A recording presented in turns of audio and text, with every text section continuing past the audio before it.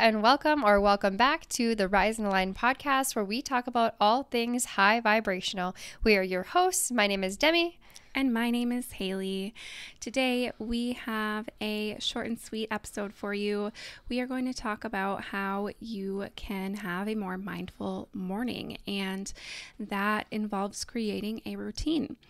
And we are just going to kind of go over what has worked for us and maybe talk a little bit about why it's important to have a good morning routine. I would first like to say, when creating a morning routine, it is important to create structure, but also allow your routine to be flexible, because you want to be able to have the flexibility to go with what you're feeling today, but still making sure you're in that structure of having a morning routine. Should we talk a little bit about why it's important to have a morning routine? Yeah. So I've talked a lot about this in the past, if you have, followed me on other platforms, and also on this podcast, we're always talking about how important it is to feel good.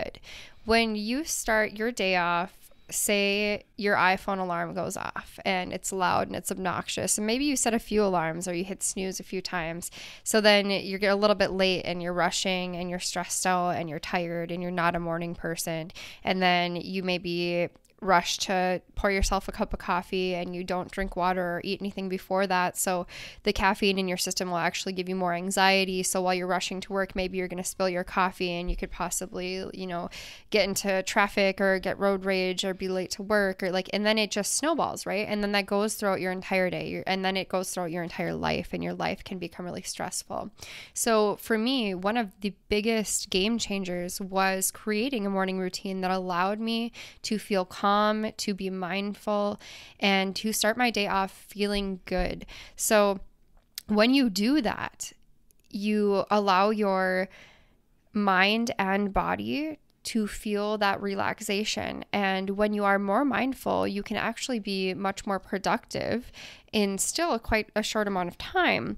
And it also helps you become happier, to become kinder, and then that snowballs throughout your day. So imagine, instead of, rushing to work and being stressed out and being last minute, you wake up a little earlier. I know that sounds terrible, but hear me out. And you give yourself that time to feel good before you jump on your phone, before you look at social media, before you rush off to wherever you need to be. You allow your mind and body to have that relaxing time, that restful time, that mindful time. When you do that, you feel good and you act from that feeling. So then you can take the time to pick out an outfit you like, you feel good about your appearance, and you feel physically well. And then you go off to work and you're early and you're in a good mood, and maybe you got coffee for the office and you make more sales that day, and maybe you had time to make a list of things that you wanted to get done today, and then you become more productive that way, and that will snowball through your life. And when you're kind to somebody, that can change their whole day as well as yours, and then that's going to snowball through their life, and you're actually making the world a better place by finding what feels good. And it sounds silly, but I swear, I've said this before, one habit can change your whole life. And I think that creating a morning routine may possibly be the most powerful habit that you can have. Absolutely. And I think that everything that you just described, once you do set up a morning routine, allows you to live in alignment with yourself, be in tune with yourself. And we talk a lot about that in episode 1. So you can reference that if you want to know more about how to get in alignment. But I think that having a morning routine is one of the number one ways that you can ground yourself and get yourself into alignment before you begin your day. And then you act from that place of being in alignment. And playing off of kind of what you said, when you set up a routine that allows space in the morning, that allows you to find some peace before your day begins, you are regulating your nervous system, and you're not running on that stress response all day long, because like you said, it will carry throughout your entire day. But if you're grounded, settled, calm, you have your intention set, and you're ready to go for the day, you're going to be moving from a much more positive, calm state, as opposed to that stress response all day long. And your nervous system is going to be more regulated, which then allows you to make decisions that aren't from a more scarce or lack-based mindset because your body isn't in this like fight or flight state all day. In addition to that, I do like to bring up the point of, right when you wake up in the morning, the state that your brain is in is the perfect time to impress new beliefs in your mind. And of course, especially Demi always talks about, we're always acting from our subconscious mind. So when we can reprogram our subconscious mind, we're able to act from a place that is more aligned and more positive if that is the direction that we're working towards. So, in the morning, if you are, again, not on your phone and allowing yourself to get grounded, you're saying affirmations or practicing gratitude, that is what you're impressing on your subconscious mind. And again, that is just going to snowball into your entire day and then your life. That is what your life becomes. So that's super important. And lastly, I think I would just like to add that a morning routine allows you to check in with yourself. How are you feeling today? What do you need today? What do you want to accomplish today? Those are all things that you can kind of think about and tap into when you take that time and space. You can listen to your body. And again, once you know where you're at, like, you can make decisions that help you throughout the day and that are more aligned with how you're feeling that day. Absolutely. So you were talking about the state that your brain is in right when you wake up. That's so important. I think that many people are unaware of that because your brain is actually more permeable right before you go to bed and right when you wake up. And I would be willing to bet that probably like 89% of people are looking at their phones right before they go to bed and right when they wake up. And most people are unaware because it's so habitual how their phones actually make them feel. So whether you're waking up or going to bed and you're looking at social media, for example, social media, sometimes people are looking at it in hopes of like seeing likes and comments, right? And then that gives them dopamine. And then they become reliant on that false dopamine hit from their phone all day long, every day. And then when they don't get the likes, they become depressed. The other thing about that is a lot of social media is showing off your best moments. And that's great. Sometimes, people can look at that and say, I'm inspired by that. A lot of times people look at that and say, I'm not good enough. I don't have that. I'm in competition with these people and I don't have what they have. And my life sucks and their life is perfect and this is horrible, right? And then also there's so many things that people share on social media and news, for example, that are so negative. So you're waking up or going to bed and what you're thinking about, what you're focusing on when your brain is most permeable is negativity. This person got killed and this horrible thing happened and we're going to war and what all this awful nonsense that, I'm sorry, you don't need to hear about at any point, actually. Like, so many people my grandparents, for example, they were raised thinking that the news is very important. You need to watch it all the time. You need to know what's going on in the world. Why? Why do I need to know? That has never once ever affected my here now reality ever. I can go on without ever watching the news ever again, and my life will not be it won't be harmed by that in any way. It will not be any less successful by that in any way. It is like a brainwashing thing that we've been taught that we need to watch the news. You don't need to watch the news. You don't need to. Your life will go on without the news. In fact, lots of people lived for thousands of years without televisions. I just want to point that out here. So it's so important to not rely on your phone for that false sense of dopamine. And one of the biggest things that changed everything for me was getting an alarm clock. Because one, when you're using your phone as an alarm, you're sleeping by it, which, it emits EMFs, which, by the way, not only can damage your cellular DNA, but also it stops you from sleeping well. It stops you from focusing, among countless other physiological effects against your body. So it's just physiologically unhealthy to sleep with your phone next to you. But then you pick it up first thing in the morning and you look at your notifications and you look at the news and you look at all these things that are going to make you feel negative or that are going to make you depend on that for dopamine. So either way, it's terribly toxic. Horrible habit. I'm guilty of it, most definitely. And, there have been times in my life where I've been really strict about my morning habits and my morning routine. And I found myself becoming much more successful and productive during those times.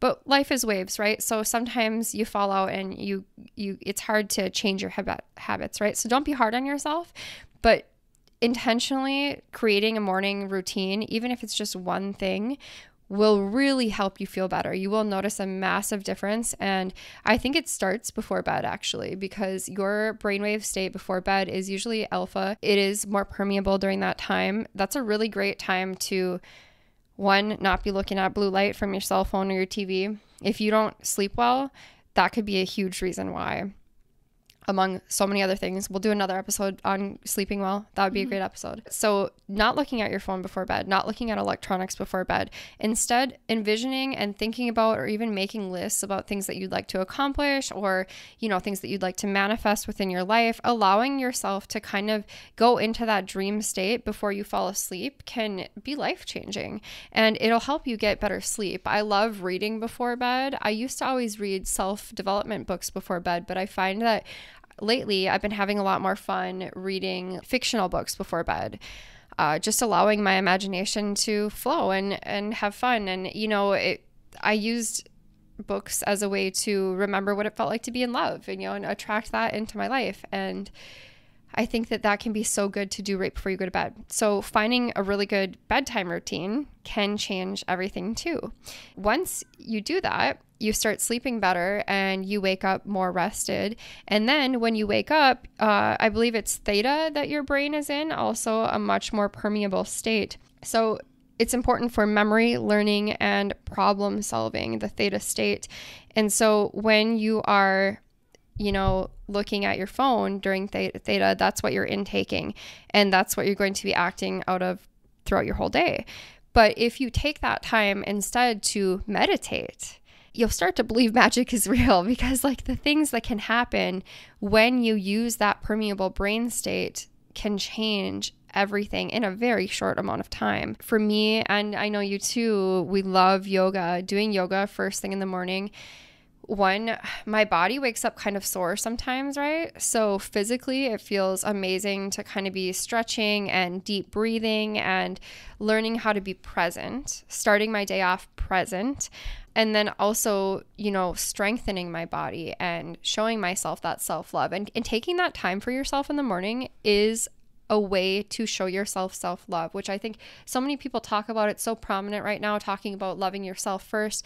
And a lot of people don't talk about how, what should you do? How do you show yourself love? It's not just getting facials and doing your nails. It's taking time for yourself and learning how to be present and taking care of your body. Yes, taking care of your body and prioritizing your health and prioritizing the things that you want in your life, instead of getting caught in this 9-to-5 cycle where you're always stressed out and you're always rushing and you're never happy. Mm-hmm. You can change your whole life by giving yourself an extra 15 minutes in the morning and just breathing, really honestly. Absolutely. Mm-hmm. Yeah, I would say my number one first thing to improving your morning routine, or starting a morning routine, is getting up earlier. Mm-hmm, mm-hmm. It makes a big difference if you can get yourself up earlier, because that is where you're going to create the space for your morning routine. That is solely dedicated to your morning routine the earlier that you can wake up. So that is number one. And as you said, if you want to wake up earlier, you're going to have to go to bed earlier and have a routine that allows you to go to bed earlier. So they do feed off of each other. But Definitely. They coincide. Yes. And moving your body was another thing that really is important, especially in the morning, whether that is stretching, whether that's yoga, which of course you guys know we do love, because it has benefits for your mind, but also your body. But if you work out, this is a good time to do that, or even just go for a walk, have a nice morning stroll. It's going to help energize you, and it's going to wake up your brain. It's going to improve your brain function for the day. So it's just super important to start your day off with some sort of activity.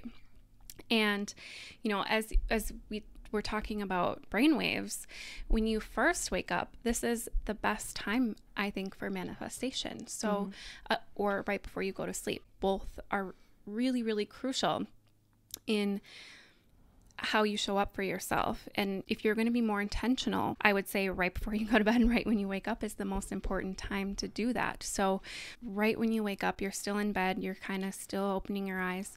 You can visualize your day. You can imagine yourself in best case scenario in every situation in the day ahead, or visualize yourself accomplishing your goals, or making more sales, or meeting this person. You can visualize what you want, but it's also a good time to like look at your vision board if you have one. And when you're meditating, you can visualize your future self, and then that's going to help you show up as that person. Especially when you're doing that in the morning, you are almost programming yourself to act like that person that you want to become. So visualization can be so helpful, but so can gratitude. Waking up with a grateful heart can make miracles happen. It can truly bring blessings your way. So if you can take 5 minutes to sit down, you can either meditate on what you're grateful for, you can, or visualize it, or journal what you're grateful for today. And it can even be things that you don't have yet, because again, it's a great time for manifestation. And when you have gratitude towards something, it means that you already have it. So that's a good way to manifest gratitude towards what you already have and what you want to happen as if it already has. Mm-hmm. What's fascinating about that, and I think, what a lot of people just don't on a conscious level recognize, is that so our subconscious mind is our emotional mind, and it's what controls our body. It controls our actions. And the reason that visualization and meditation and even journaling are so effective, and you will find all the most successful people in the world will say this and talk about this, that you have to feel as though you have what it is you desire to have before you can have it. Sensation before manifestation. Now, why that's so important is because when you feel like you have something, you act like you already have it, and that is what creates it in your reality. Now, the reason visualization itself is so effective is because it creates that emotion within you, and your subconscious mind does not know the difference between reality, dreams, and imagination, which is why it's so effective to impress these concepts on your subconscious mind before bed, when your subconscious is more permeable, so that you can dream about what you want, and when you wake up, when your subconscious mind is more permeable, so that you can feel like you already have it and act like that throughout your day. You always hear the most successful people in the world talking about this same concept, and if you haven't, start listening to talks about this and manifestation, because Actually, it's physiological and scientific as well as it is spiritual, and philosophical is the word that I was trying to find. But it is philosophical, but it also is scientific, because, our brainwaves do work in certain ways. So that's why it is so effective and why it is so important. Now, the other thing that we kind of talked on a little bit is that if you want to sleep well and have time in the morning for yourself, you have to go to bed earlier. But here's the thing. If you have a really healthy routine before you go to bed, you don't need as much sleep. And many Americans who are depressed and stressed out, some are not getting enough sleep and some are getting too much sleep. Both will make you depressed. But if you are getting really good sleep, if you are allowing yourself to go into a deep sleep and reach the highest levels of relaxation in your brain, which I think they're delta brainwave levels, when you get into that deep sleep, then you don't need as much sleep. Sleep becomes much more effective. And they actually say that meditation can be more relaxing than sleep itself. So this is something I struggled with when I first started making a morning routine for myself. Is I used to be that kid who would sleep until like 1 p.m. I would stay up until 2. I would sit on my phone or the computer. I would go out to the bar, whatever. I'd do these unhealthy things. And then I'd want to sleep all day. And then I wondered why I was depressed. Well, our body naturally regulates with the sun and the moon, our circadian rhythm. So when you're sleeping during the day and you're awake at night, it's going to cause depression. It's not healthy for your body physically or mentally. But when you allow yourself to get a good night's sleep, when you're doing these things before bed, and when you're not looking at blue light before bed, you don't actually need as much sleep as you think. 6 to 8 hours, plenty of sleep, plenty of sleep. Yeah. And then you really don't need that much time in the morning. But if you just give yourself like 15 minutes at least to relax, and to teach yourself presence, and to show yourself self-love, that's going to carry throughout your day and throughout your entire life. So, it's not that bad. Trust me. I used to be that person who would sleep until 1 p.m. and then I became the person who woke up at 5 every single day.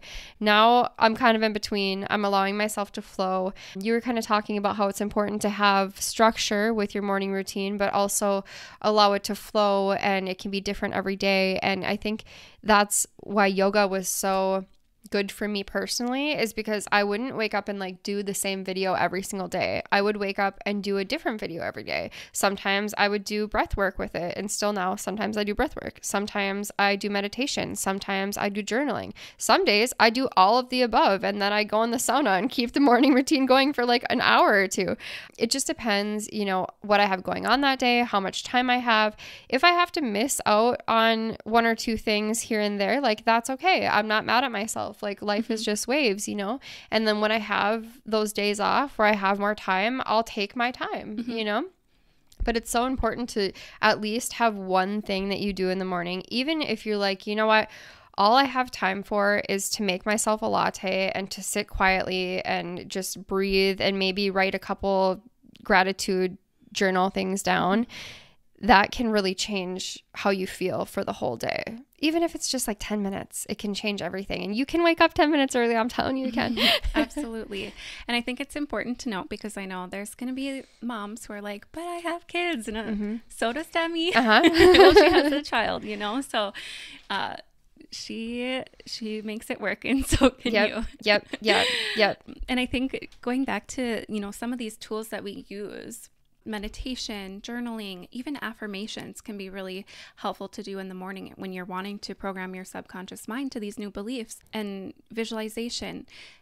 If you create a routine where you are saying these things or practicing these things regularly, it is going to be more effective. And you always talk about the importance of repetition. Like that, repetition is necessary in order to reprogram your mind and to step into the future you, to be the future you. It creates habit, and they say it takes like 16 to 30 days to create a habit. So if you can start doing something like that for at least like a month, then it will become habitual, and then it won't be like hard to do. It'll be easy to do. But the thing about morning routines that feel good is that you're like, oh, this feels really nice. I kind of want to keep doing it, and you'll start to notice how much happier you feel and how much better your days are going. And then it's like, well, I'm not forcing myself to do this. I'm allowing myself to do this. I'm giving myself the gift of doing this. Habitual behavior is like 90% of our behavior as humans. So that's why repetition is so important, is because it creates habit. And then once you create that habit, you don't have to do it again. It's habitual.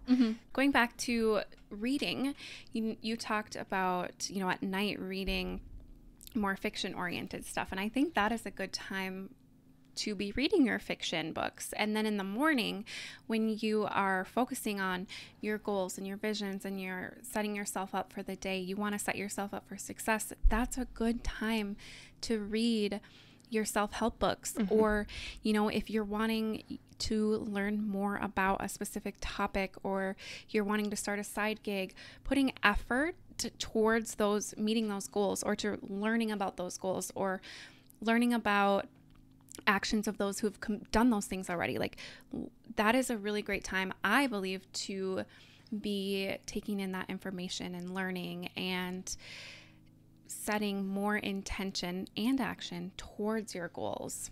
And I did love that you talked about sometimes it's just sitting quietly with your coffee. One thing that I always like to incorporate in my morning routine is quietness, stillness, because when you're able to sit with yourself in stillness, you can listen. And I already kind of talked about this, but you can listen to your body and listen to maybe some limiting beliefs that are coming up, or listen to how you feel. You can listen to yourself without input of others, and get in touch with yourself before you get in touch with others. Tap in to yourself before you tap into the energy of others. I think stillness and quiet time allow the space for that to happen. If you want to connect more with your intuition, stillness and quietness, I think it's a great place to start learning how to connect with yourself. And I feel like meditation can be kind of included in that, because meditation is encompassing that to its fullest. Quiet stillness, and connecting to the oneness, connecting to universal energies. There's nothing more high vibrational than connecting to God, connecting to all that is. Absolutely. And it allows you to get to know yourself and what you truly want. And it sounds funny, but when I became a consultant, what my job literally was to ask people, what do you want? And almost every person that I ever asked that said, I don't know.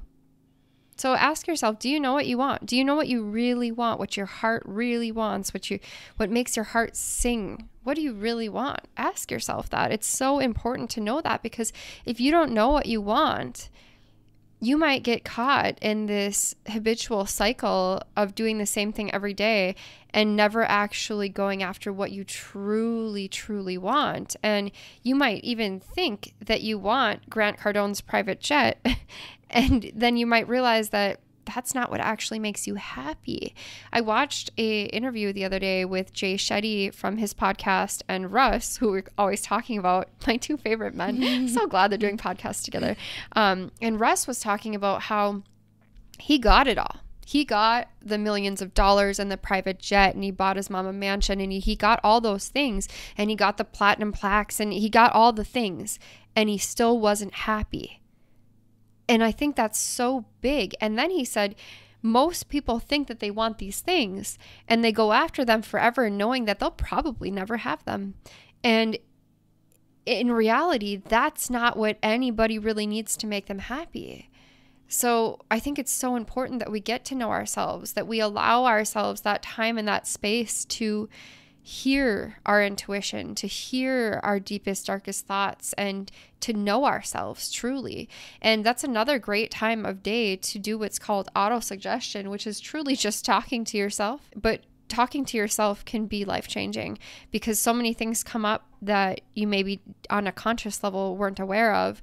And it also can allow you, you can be doing affirmations. And if negative thoughts come up, you can say the opposite. You can be looking at yourself in the mirror. If you're one of those people who gets ready in the mirror, and you can talk to yourself, become your own best friend. That'll change your life. And that's a great time of day to do that, And the other thing you had said that I noted was to have that quiet peacefulness. Part of why I was never a morning person and why it was like so contrasting for me to wake up early was because it felt stressful to me. I didn't want to wake up and turn on bright lights and rush off and do all these things. I'm like, I can't be bothered. I want to stay in my cozy bed. But when I started creating a morning routine, I made it a point to keep my lights dim, and to not turn on music, and to not look at my phone, and to not intake that energy of other people, but just to be in the quietness. And in the morning, especially if you are waking up really early, like 5 a.m., it is the most peaceful time of day. Like there aren't a ton of people up and awake, and you don't really hear the neighbors and, whatever else might be going on. Your kids are still sleeping. And it's peaceful. It's really peaceful. It can actually be more relaxing than sleep itself to be waking up that early and meditating and doing yoga and just moving slowly and enjoying, instead of waking up last minute and rushing, which actually makes morning really stressful, which I think is why I had such a concept of morning being a stressful thing. Now I'm like, morning is so peaceful. It's so peaceful and it's so nice and it's my time for me. And I had never had that before. So I was always like, oh, I'm not a morning person. I hate morning. I can't be bothered unless I'm getting on a flight. But again, having that stillness, that time for peace, that's going to help regulate your nervous system, and that is going to have profound impacts on every aspect of your life, including your health. And I want to play up a couple things. I love that you mentioned, like, sometimes you just like to keep it dark and cozy. And a lot of times in the summer, I wake up with the sun. I'm so happy. I bask in the sunlight. I want to be in the sun as much as possible. And that does help you connect more with the circadian rhythm of Earth. And the sunlight in itself is really healing, and it is great to incorporate in your morning routine if possible. But also, a lot of times in the winter, I like to wake up, and at that time, it's usually dark out for sure. Like, you wake up in the morning and it's dark out. The sun hasn't come up yet. So, of course, it's natural for you to not want to be fully like awake yet too. So I love to like light candles or have like that really quiet, peaceful morning. Like, that is everything. Like, super cozy. You're in your coziest pajamas still. Maybe you read a little bit. Maybe you have a nice warm cup of coffee or tea in the dark. Like, that is so peaceful. I love that. And a lot of people say, like, when they wake up at 5 or 6, it's like waking up before the world, you know, like you're waking up before people are in that energetic hustle and bustle state. Because collectively, especially if you just think about like your time zone or where you're the city that you're living in, come 7, 8, 9 o'clock, it's very hustle bustly, energetic, rush, stress in the air. Like, that's kind of, everyone's trying to get to work or trying to get to school, and if they haven't had a mindful morning, they are coming from a stressful, hectic place. And when you wake up earlier, you're waking up before all of that kind of starts happening in the world. Like, it's just you and maybe the moon or the sun, and you just get to be peaceful. It is so nice. Also, going outside in the morning, if you can, like, you know, we live in Minnesota and it does get really cold in the winter. So sometimes we can't always do that. But the whole time of year that we can, I go outside every single morning. Sometimes a morning routine is literally just going for a walk outside. Sometimes if I don't have a lot of time, I'll just go outside and take a couple lion's breaths, just clear my lungs and deeply breathe some fresh air. But most of the time I'm doing yoga outside and doing my breath work outside. You know, we have an episode on grounding and why it is so important to be outside in nature, literally in your bare feet and breathing fresh air and admiring the infinite abundance of nature. But going outside in the morning is a wonderful, wonderful thing. So that said, like, I know we've mentioned a whole bunch of things, but I would like to just list off like all the different things that you could do in the morning, because you don't have to do them all. You choose 1 or 2 a day, you know, and it will change every aspect of your life. All right. So obviously yoga, breath work, journaling, gratitude, meditating, visualizing, auto-suggestion. Go for a walk. Affirmations. Drink your coffee quietly. Mindfulness, working out, sunshine, fresh air. Buy yourself an alarm clock. I bought this one. It has natural light and it also has like natural sounds. So it's not alarming, but it wakes you up peacefully. Game changer. And the light on it comes lighter and lighter until the sound goes off. So then you're woken up with sunlight and natural noise, which is so much better than your device. You could read tarot, get some insights from the universe. Any or all of those things, or if there's anything that you find that just makes you feel at peace and present or quiet, do that. This is kind of random, but I also like to water my plants in the morning because it's like you're giving to them. And it just feels like it's just a really happy, mindful thing for me, because there's so many of them. It's like you go back and forth, you're filling up the water and you're going and you're just like happily pouring into your plants. I don't know. It's just magical and makes me feel so happy in the morning. Your plants are really healthy too. I think it's a really good time to water plants in the morning too, because then they get the sunlight all day. Whereas if you water plants at night, then they go through the night dark with like too much water. So I think the morning is a great time to water plants too. And I love to talk to my plants and water them too. I have a good time doing that. Yes. Very high vibe. Pet your animals in the morning. We definitely do that. Yes. All right. Well, have we anything else to add to this one? I think that's it. Just always finding what feels good in the morning, but making sure you're creating that time and space for yourself. Yeah, absolutely. Self-love. Yeah. And if there's anything that you guys do that we didn't mention, we would love to hear about it. So comment, message us, whatever. Let us know what you guys are doing in the morning. Absolutely. And let us know if you do start a morning routine. Let us know. Let us know how it's going and how it's changed your life, because it certainly has changed ours. I do think it is the most effective way to become successful in every area of your life. Ooh. All right, so we pulled a tarot card for the message today from the universe, and we pulled the Sword Knight from the Arthurian Tarot deck. If you are on Spotify or YouTube, this is the card. Tell me it doesn't look like the sunrise. There's a beautiful horse in the most beautiful land. Yep. Lancelot salutes the dawn with his upraised sword. Salute the dawn, guys. It is the Lilch or Lemonach, the Irishman, who in Pridu Anwin wields the sword of light and enables Arthur to steal the cauldron of Pen Anwin.